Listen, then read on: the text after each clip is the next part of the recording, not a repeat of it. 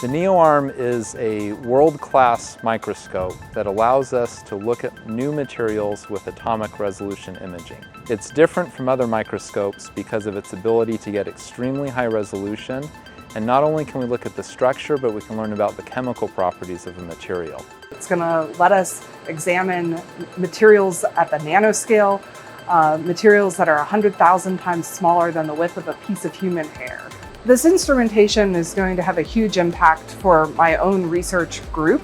We work on materials for energy and sustainability and also for chemical sensing and human health. The students working on that microscope are going to have special training opportunities. It's going to help them accomplish their research projects right now, but it also empowers them with tools that will be useful for them going forward and getting jobs.